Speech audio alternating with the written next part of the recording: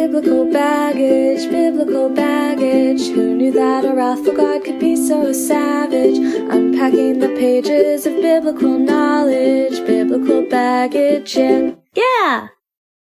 Welcome to Biblical Baggage, everyone. My name's Chelsea. And I'm Morgan. And we are your hosts on this show, Biblical Baggage, a podcast where two former Christians, Morgan and I, take a look at some of the stories that we learned back growing up in the church, going to a Christian high school. Now that we're no longer doing those things, we're looking back at these stories through a new context with new insight, new information. And we have cats helping us with that. Shh. Oh my, shut up. As Morgan shushes Elphaba like every single week. That's hilarious. I know you have lots to say. She's trying to contribute. She's trying to contribute to our episode this week, which, yeah. Elphaba, what do you have to say about Moses? Oh, God. Nothing. That's right. You heard us. You heard me say Moses. We are talking about Moses again. We're almost completely done with Moses. This is basically our last Moses specific episode for probably a long time. We are also going to cover Passover, but that's going to be more about, we'll talk about Moses, but it's going to be more about the, how it's celebrated and everything like that. So this is our last Moses Exodus episode, which is really exciting. Yes. Crazy. I think we should do one of deep dives and maybe Superbook. But that would be fun, yeah. Yeah, but besides that, I think actual textual stuff, this is kind of the end of it, which thank God. Yeah, it's been a lot. We're passing you the did finish the math line. on it, and it was really scary. We did Morgan and I each spent about 60 to 80 hours, I would say. At on least. Moses, on research Moses, and recording, which is insane. Yeah. It's a lot, but we learned a lot. A lot. We did learn a lot. Yeah. It made me angry, but I'm glad we did it anyway. Yes, that's agreed. So, what we're doing here is we've covered the story of Moses, and now what we're going to be doing, like Morgan mentioned, we're going to be doing some wrap-up information, some deep dives, and things like that. I really don't feel like recounting Moses' story. If you haven't heard his story, you shouldn't be listening to this episode. At this point, we're not doing it again. Yes, you can listen to any other episode where I summarize the story. It's not Let's happening. Just summarize to where we leave them is we are leaving the Israelites and Moses at the edge of the desert. So we got from Moses' birth to leaving them in the desert after the Red Sea. So that's kind of our bunch of stuff point. Happens in between that, and but just so you know where we've cut him off is we've left them. We're cutting him off. We loose them into the desert, and we're like, "Okay, bye. We'll see you maybe again sometime. Maybe in a year. We'll talk to Moses again in a year, right?" So what we'll be doing here is kind of like I said, I'm going to go first, and what I'm going to be going over is additional information about the story, about history, and things like that. And then Morgan is going to follow up with some hilarious sounding deep dives from the two brief things I saw. Yeah, I gave Chelsea a little teaser just to make sure we weren't covering the same things. Yes, and I was like, I did not cover that, but you have to. So I'll start by kind of going over the first section. The first thing I'm going to be talking about is the reliability of the biblical account. Like I've said multiple times, basically no mainstream scholars believe that the biblical account of the Exodus story is accurate. Obviously. Yeah. The stories were written centuries after the setting of the stories, which is very normal of many of the stories of the Bible. I did find that a lot in my research. They kept mentioning that. Or they're like, yeah, it was written years later. Mm-hmm. Years and years and years. Yeah, and the concept is that Moses wrote it, but Moses clearly did not write it because it was written it was dead. written after that. Yeah, he's dead. He was dead when it was written. The Book of Exodus, blah blah blah blah blah. So I'll just kind of, I mean, we've gone over some of this information, so I'm not going to cover too much of it. I think we should note that we have done a Moses deep dive kind of thing before, so we've done a few throughout the way. So we might recover some stuff just to kind of refresh our memories. Yeah. So if something sounds familiar, that's probably why, is because we have done some Moses deep dives before we did the plagues. Yes. So I'll go ahead and get started here. The Book of Moses, the Book of Exodus. God. It tries to ground itself firmly in history, dating the Exodus to the 2666th year after creation. Very specific. It is. The construction of the tabernacle is supposed to be, I can't talk today, 2667 years afterward. Stating that the Israelites dwelled in Egypt for 430 years. So that answers that question I had before. We mentioned it a few weeks ago. How long had the Israelites been there? I can't remember why we brought it up, but it was 430 years that the Israelites have been in Egypt, according to the story. The story also states that 600,000 Israelite men were involved in the Exodus. However, the numbers involved are fanciful, as the Sinai Desert could never have supported 600,000 Israelite males and their families. I didn't even think about that. Yeah, exactly. I didn't either. Modern scholars put it at 2.5 to 3 million people total. Right, because they said, like, all their women and children, plus they've mentioned in there, remember, like, other people that came with them. So, like, we mentioned a couple episodes ago, like, just 1 million. But, yeah, that would make more sense, like, 2 to 3. Yeah, and I think what we mentioned, too, that we know that there's no way that this many people left Egypt solely because of the history aspect. It was never mentioned. But I didn't think about the desert supporting this group of people. I didn't either. Yeah, that's just not plausible at all. Not doable. Geography is vague. The Bible also, fails to mention the names of any of the pharaohs involved in the Exodus narrative. What were you saying? Chelsea, imagine like that many people all moving together and wandering for 40 years. Well, like, exactly. That just is not logistically possible. Like, that's far too many people. It's far too many people. They don't have enough resources in the desert to support themselves, much less continue moving themselves for 40 years in circles. Like it's close enough that there's no way that this would make sense in the story or physically. Right. Like the locations. Because it says they wandered. It says, like, not that they set up settlements and were, like, raising cattle. It says they wandered, which that's just not possible. Right. And I mean, they were stopping. They were stopping for camping out, and then they'd pick everything up and camp out for another month. They didn't make a settlement and, like, nothing long term. Start growing crops and everything to support them. They were constantly on the move over those 40 years, just wandering. Never, like you said, it was like hunter-gatherer. They couldn't grow crops, and there's nothing to gather. There's no water. I don't know about if it's just me, but I never really kind of, as a kid growing up, I always just imagined like such a smaller group of people. I don't know why. I just always thought of it as like a couple hundred, which that doesn't make any sense. But that just like was always the picture in my head. Because the numbers are like 2 to 3 million, but they always visually made it seem like a reasonable amount. So I think they tricked us. I think they purposefully tricked us. Okay. To stop us from asking questions. Got it. So yeah, despite it trying to be so specific, the geography is vague for a lot of parts, and they don't mention, like, we still can't find the Reed Sea, and none of the pharaohs involved are mentioned, just the cities. So that's the only way, like Morgan did way back, a big pharaoh deep dive, essentially trying to figure out who it was. They're never mentioned, so it's only like we can only speculate. And you'd think if it was a real story, they'd mention which pharaoh it was, right?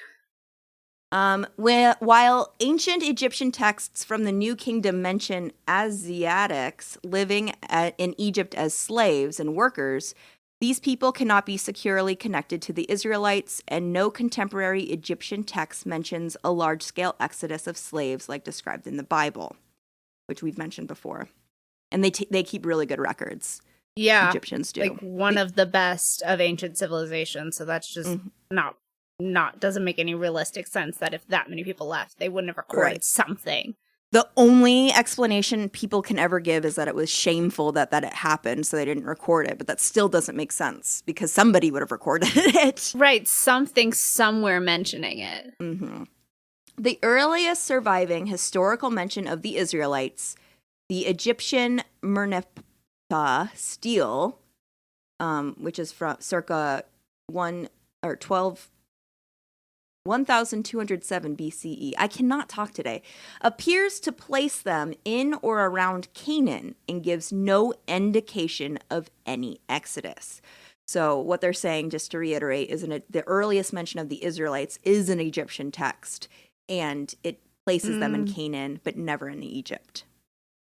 Got it. Just living in Canaan. Yeah, they were always in Canaan according to that text. Got it.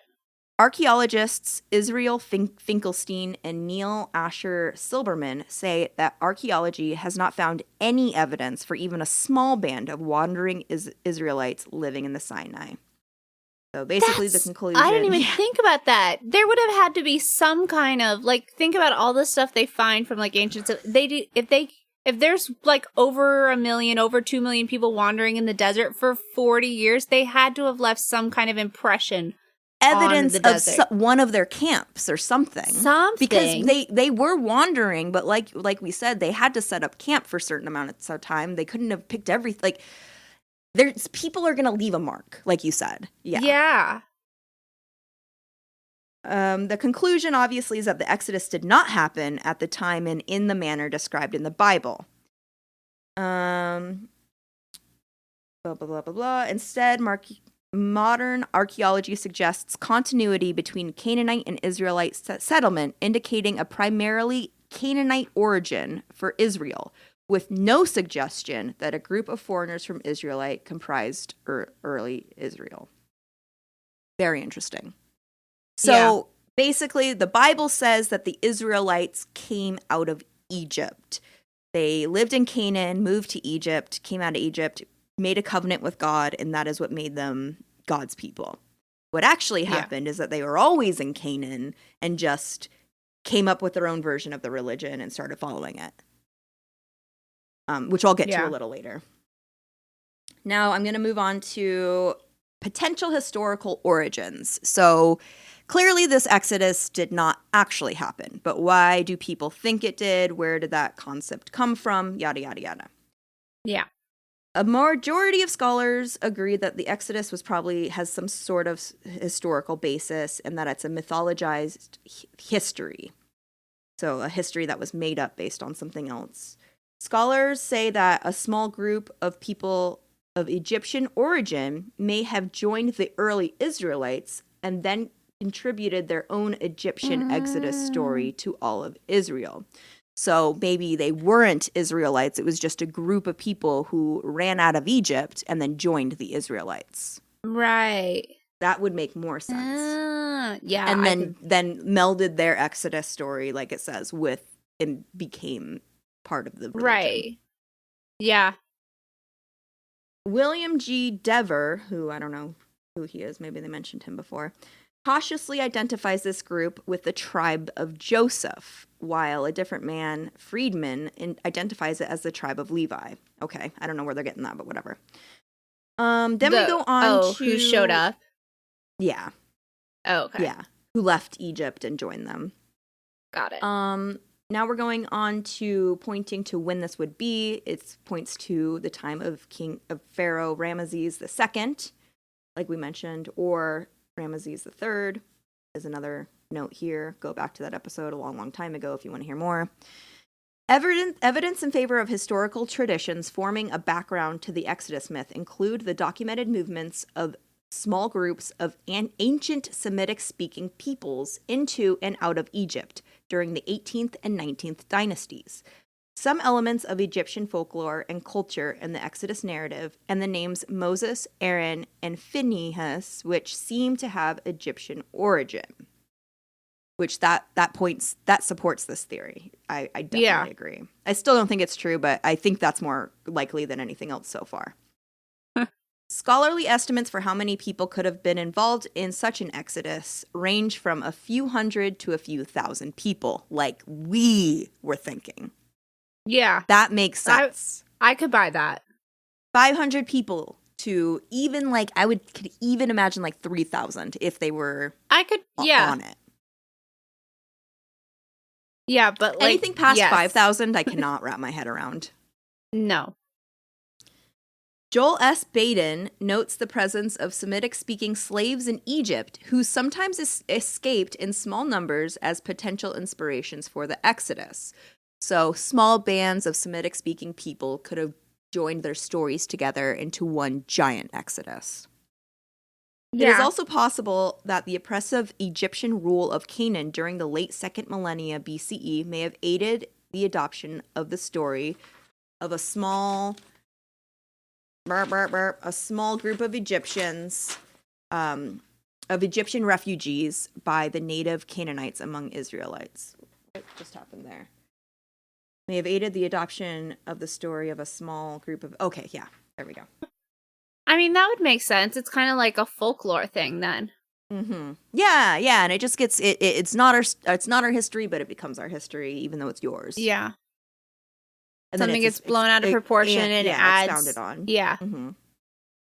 A minority position among scholars is to see the biblical Exodus traditions as an invention of the exilic and post-exilic Jewish community with little to no historic basis. So completely made up while they're in exile as like a story of hope, essentially. Okay. Lester Grabby says that there's no compelling reason that the Exodus has to be rooted in history. Could be completely made up, they said. Philip R. Davies suggests that the story may have been inspired by the return to Israel of Israelites and Judeans who were placed in Egypt as garrison troops by the Assyrians in the 5th and 6th centuries BCE. So they're just returning home from war. And then because it wasn't really their war, they were run by the Assyrians at that time, it could have been seen as an exodus back to home, essentially. Got it. So we don't really know. Basically, it didn't happen, is the story. It's like everything we always come back to is there's a lot of theories, no one knows. Yeah, exactly. Though I think I may have a few more as I get a little further. We'll see. So onto the writing of Exodus, the earliest traces of the traditions. What? I said shit. The writing is shit. The writing is shit. Yeah. Awful. God awful. Earliest traces of the traditions behind the Exodus appear in the northern prophets Amos and Hosea. Amos was possibly and Hosea was certainly in there. Both were active in the 8th century BCE in northern Israel, but their southern contemporaries Isaiah and Micah show no knowledge of the Exodus. Micah 6:4-5 contains a reference to the Exodus, which many scholars take to be an addition by a later editor. So he does mention it, but it wasn't actually more him. Editors. Uh-huh. The story may therefore have originated a few centuries earlier, perhaps in the 9th or 10th century BCE. And there are signs that it took different forms in Israel, in the Transjordan region, and in the southern kingdom of Judah before being unified in the Persian era. Which we mentioned before, there's like 4 different versions of the Exodus story. One where the Song of the Sea, one where the Egyptians' wheels get stuck in mud, and then one where we know the classic one. And so it's all combined together. And also, that's why there's so many plagues, because they just squished a bunch of them together. Right. The stories could have as few as 3 or as many as like 7, but now we have 10. Right. Yeah. The Exodus narrative was most likely further altered and expanded upon under the influence of the return from the Babylonian captivity of the 6th century. So basically, it's a story.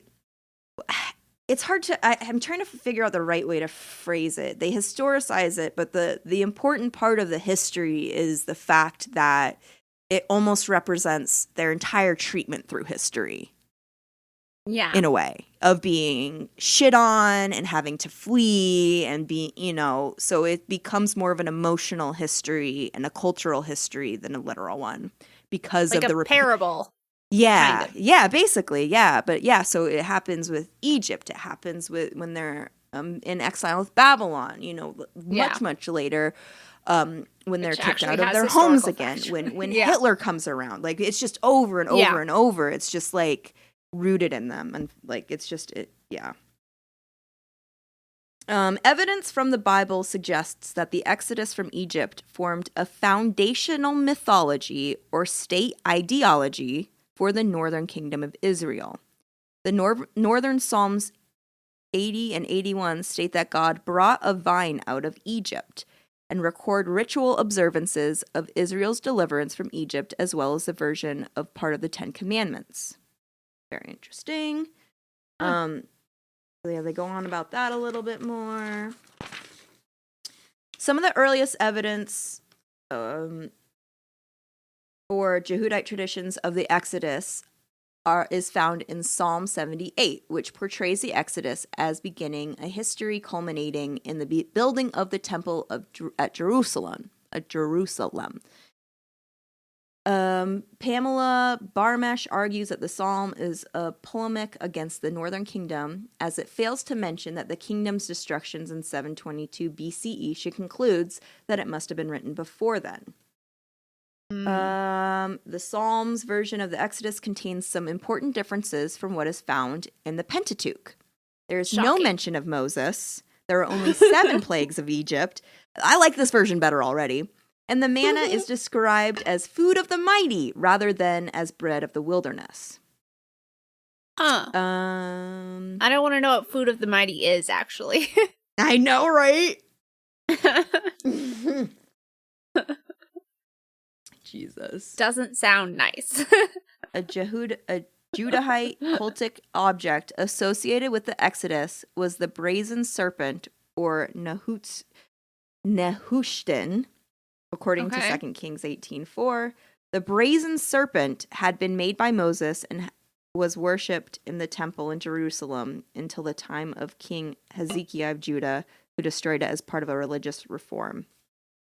Oh, that's that. Remember we talked about that in reference to something else, that like terrible thing where they had to look at the statue or get bit by snakes. Yes. And it like all kind of comes together to be added to the story, and it's just like a bunch of shit that just ended up being this story almost. Yeah. A bunch of things came together, and this is what we have now.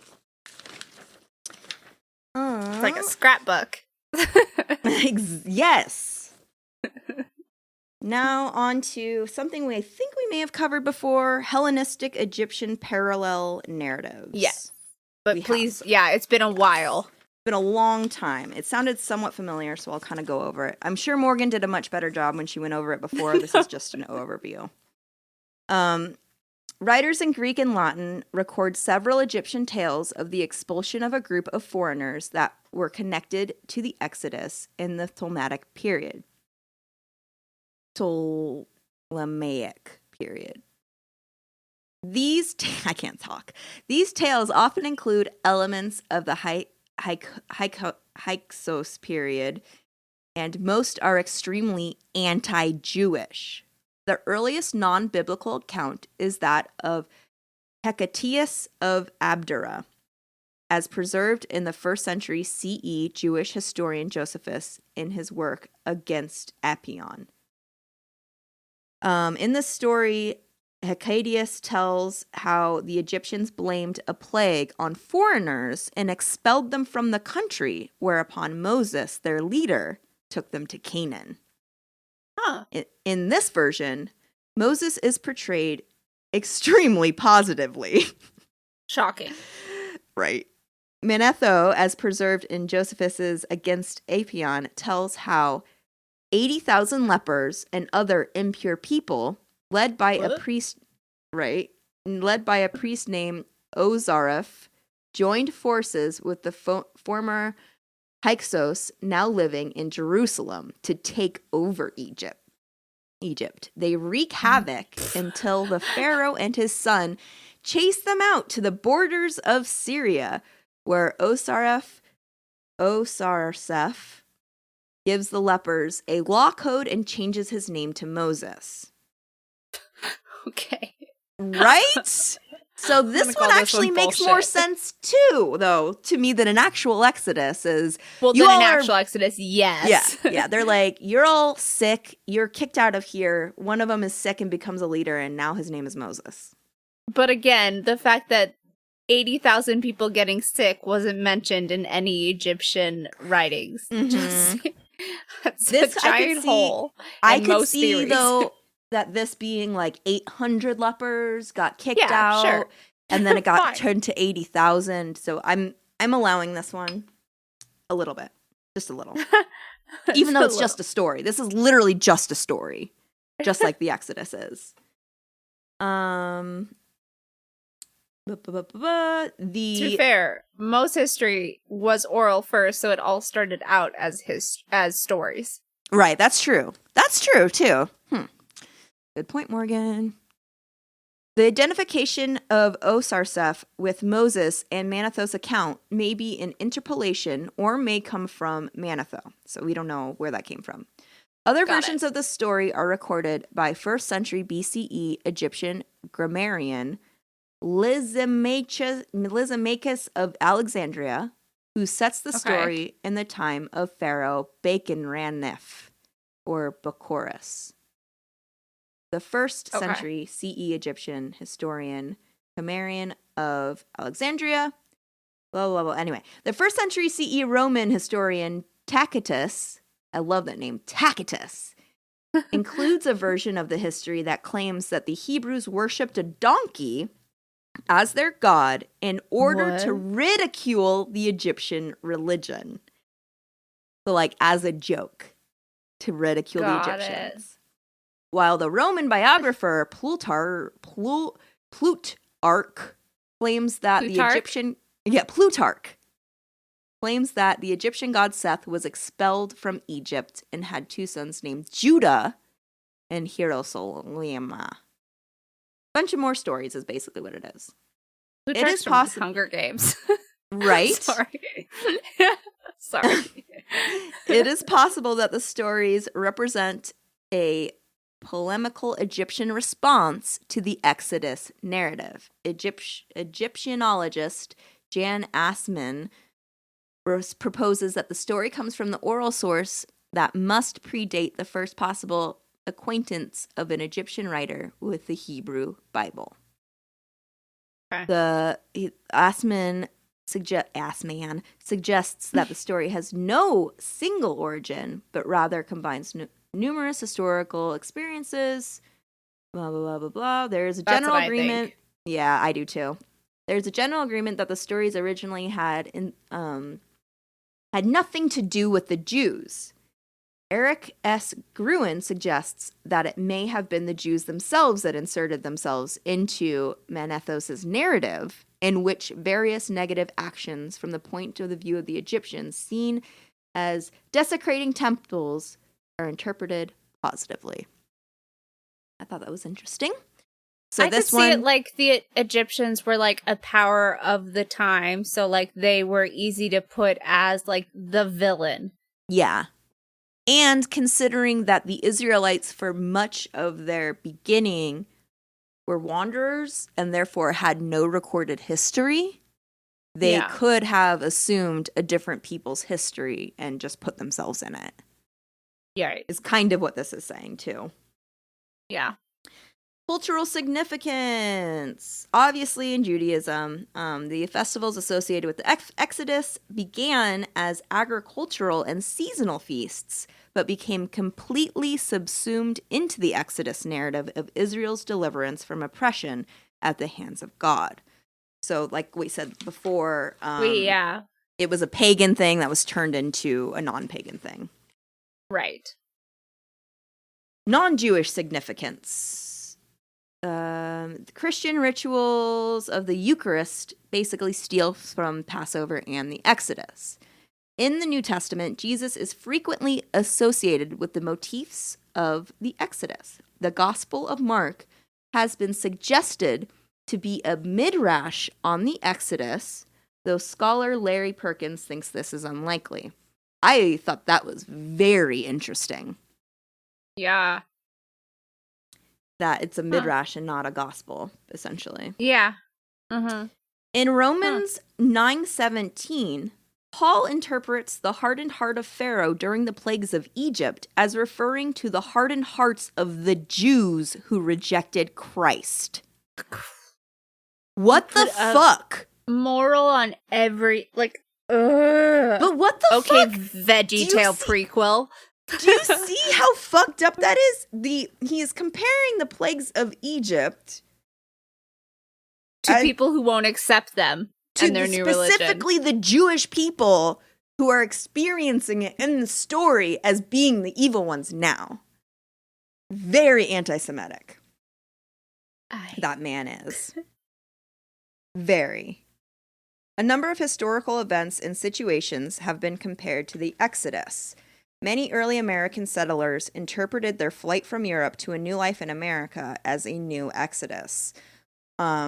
American founding fathers Thomas Jefferson and Benjamin Franklin recommended for the Great Seal of the United States to depict Moses leading the Israelites across the Red Sea. So I do want to... I thought that was interesting because Christians in America have this whole, like, what is it called? Like, divine... What is it called? Where, like, they have a right to this place? Oh, not Manifest Destiny. Yes, Manifest Destiny. Is it? Okay. Yeah. And I can see that so basically what happened is they stole the Israelite story of being the chosen people, applied it to themselves, and then stole land from natives here and said it was because they're the new Israelites, basically. Fucked up, Morgan. African Americans suffering under slavery and racial oppression interpreted their situation in terms of the Exodus, making it a catalyst for social change. Yeah, basically. That is all I have on that part of it. That was a lot of talking and information. I'm going to switch over. That's good, though. Thank you. I have a few notes here from my favorite lecturer at Yale.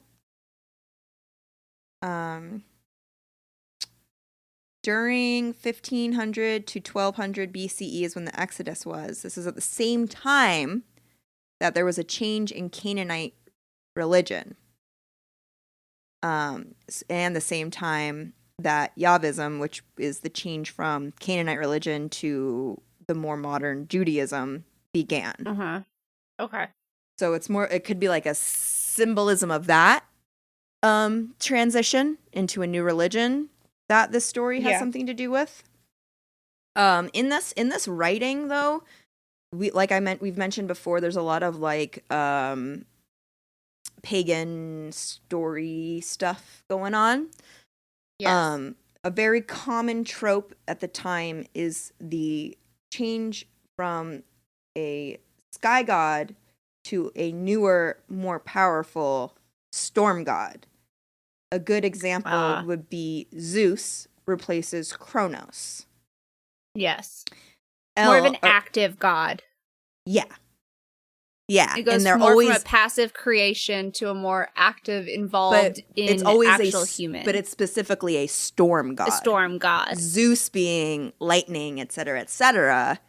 And then what I'll say is think of the Song of the Sea, which is basically if you read it, it's Yahweh taking over for El.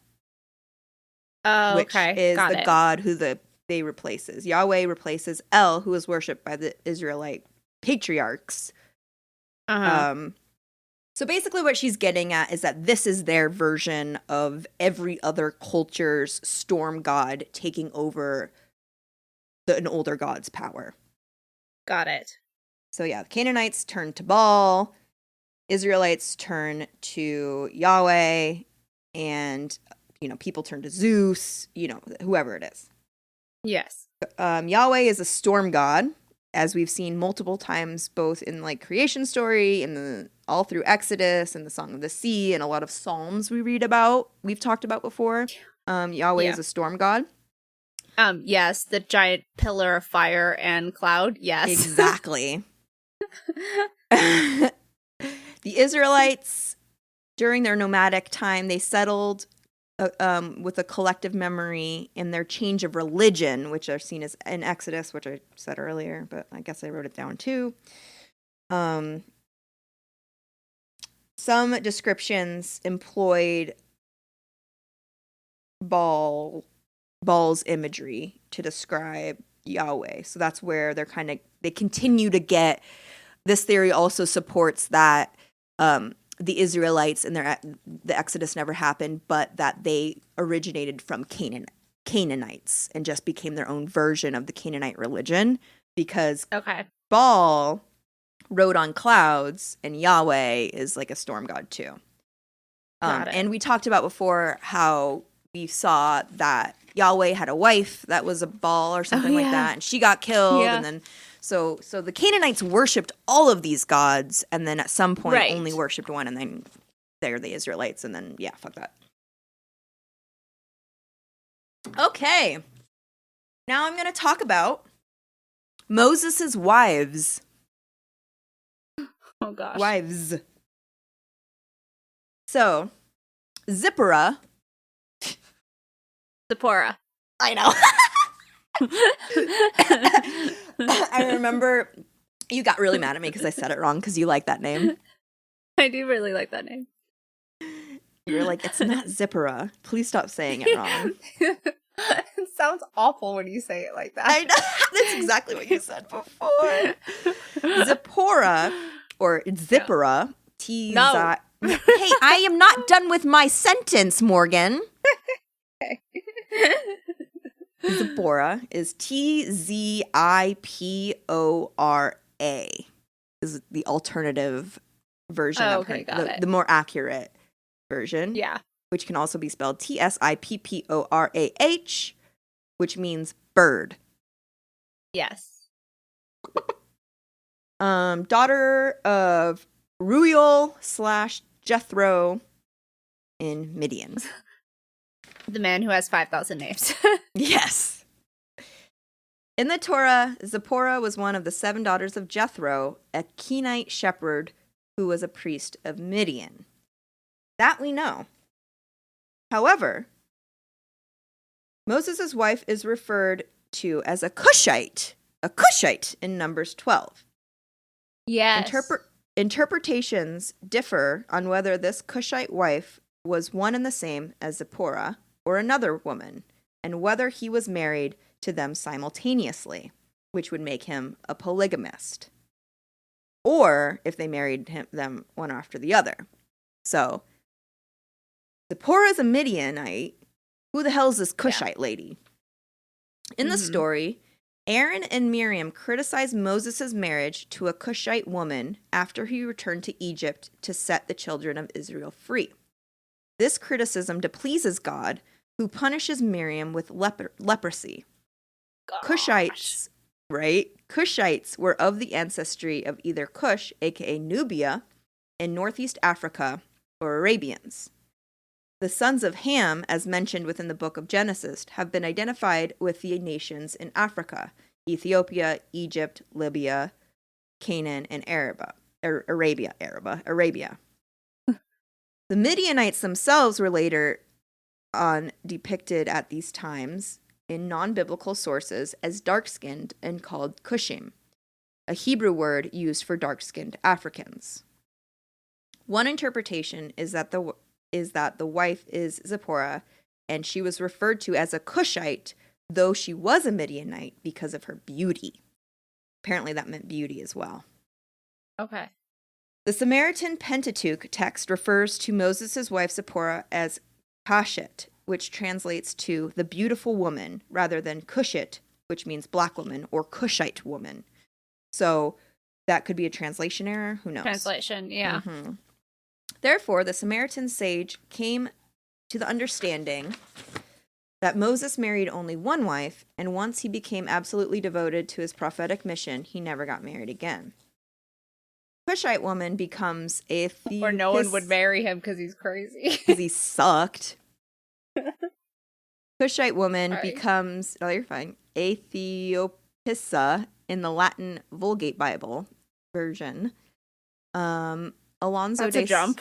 Yeah, Alonso de Sandoval, 17th century Jesuit, reasoned that Zipporah and the Cushite woman were the same person and that she was black. He puts her in a group that he calls noble and sainted Ethiopians. So far we have that she could be a Midianite, could be black, could not be black, could be, who knows? Yeah. In the Druze religion, Zipporah's father Jethro is revered as a spiritual founder, chief prophet, and ancestor of all Druze. Gruze is how it's spelled. Moses was allowed to wed Zipporah after helping save his daughters and their flock from competing herdsmen. It has been expressed by prominent Druze such as Amal Nasar el-Din and Salam Tarif, who was a prominent Druze sheikh, that this makes the Druze related to the Jews through marriage, which would be really interesting. This view has been used to represent an element of the special relationship between the Israeli Jews and the Druze. But, small note, that was at the bottom of this before I move on to my other article about his wives. Sephora Cosmetics store is named after Zipporah. Have we talked about that before? I think we may have. It sounds familiar. Like it does, doesn't it? Yeah. I feel like we've talked about her different names and that came up. Probably. But yeah, if you guys didn't know that, Sephora is named after Moses' wife. That's so fucking weird. Yeah, it is. Isn't that weird? I think we talked about it. Beautiful woman. Yeah, I think we talked about it when I said I liked it, and then I think we gave the origin, or we said that Sephora was based on Zipporah. I think, yeah, I was like, this doesn't sound completely out of left field, but I'll mention it again. Now, on to Tharbis. What? Tharbis, alternatively, Adoniah, according to Josephus, was a Cushite princess of the kingdom of Cush, who married Moses prior to his marriage to Zipporah, as told in the book of Exodus. Okay. So, according to Josephus, it's not the same woman. It is a separate woman. Tharbis is speculated to have been the daughter of King Merops, or the widow of Kikinius. According to the 1st century Romano-Jewish scholar Josephus, in Moses' early adult life, he had led the Egyptians in a campaign against invading Ethiopians and defeated them. While Moses was besieging the city of Meru, Tharbis watched him lead the Egyptian army from within the city walls and fell in love with him. He agreed to marry her if she would procure the deliverance of the city into his power. She did so immediately. He must have been sexy. And Moses promptly married her. The account of this expedition is also mentioned by Irenaeus, who was a Greek bishop in 130 AD. After the war, when Moses sought to return to Egypt, Tharbis is said to have resisted and insisted that he remain in Ethiopia as her husband. He then, being most skillful in astronomy, cast 2 rings, one which caused the wearer to become forgetful, and the other to cause the wearer to remember all. He gave the first ring to Tharbis and wore the second himself, and waited for her oblivious nature to lose interest in retaining him as a husband. When she had forgotten her love for him, he returned to Egypt alone.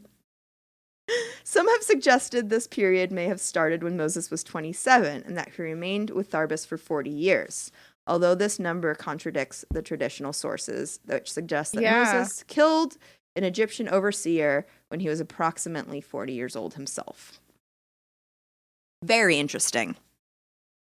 Yes. Some have suggested that this story is an invention arising from the enigmatic verse in Numbers 12:1 that states, Miriam and Aaron spoke against Moses because of the Cushite woman whom he had married. Miriam is punished for her rebuke, blah, blah, blah. Moses is depicted with an Ethiopian wife in a 17th century painting by Jordan. So this isn't like a new theory. Got it. It is also suggested that Artapanus of Alexandria may have concocted the story to impress his pagan audience with such a love story. In 1937, this is things that are seen elsewhere. In 1937, Amy Redpath Roddick published an 80-page poetic drama telling a fictionalized account of the life of Tharbus. Ballad much? Right. Tharbus is portrayed in Cecil B. DeMille 1956 biblical epic, The Ten Commandments. In the film, she does appear briefly, but is not Moses' wife. Yeah. And that's it. Wow, I talked for like an hour, Morgan. I think that's an episode. A good one, too. That is an episode. Holy shit. It was really good, though. It was really interesting and important. Wow. Wow. Wow. Well, I mean, we could do yours separately. You want to do yours separately, Morgan? Yeah, we'll make you all wait. Ha ha ha. Ha ha. Well, I'll go ahead and close out then. I hope you all, I don't know, I don't have any morals for this. Do you have any comments on what I've talked about, Morgan? Any ideas, before we wrap up? I think the biggest takeaway for me is that I mentioned it.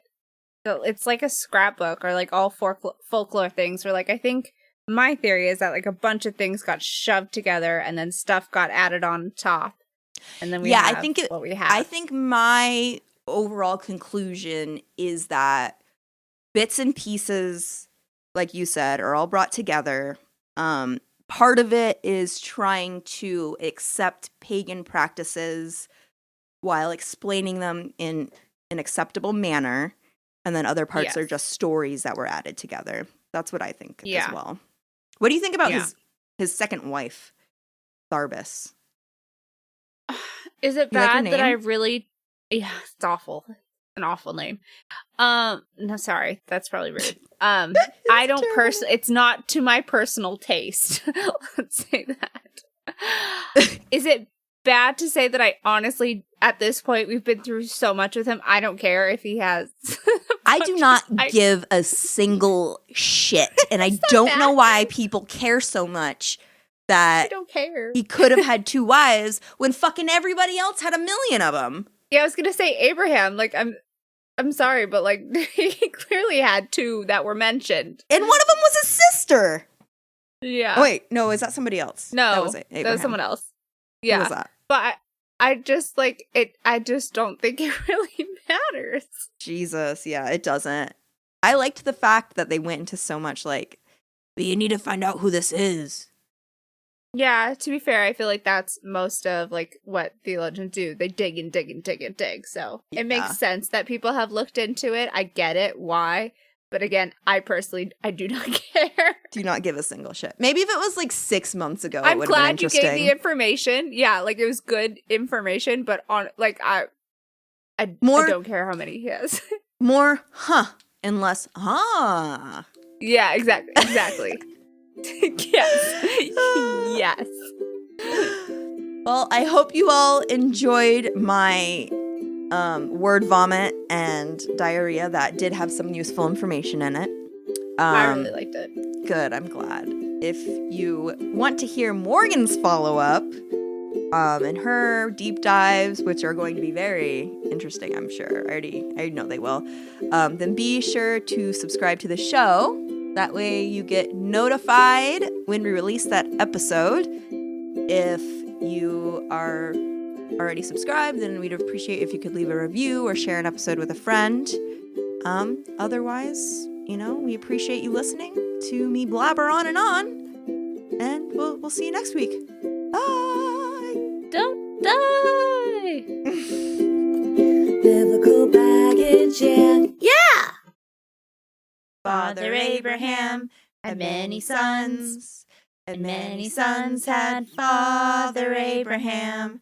I am one of them, and so are you.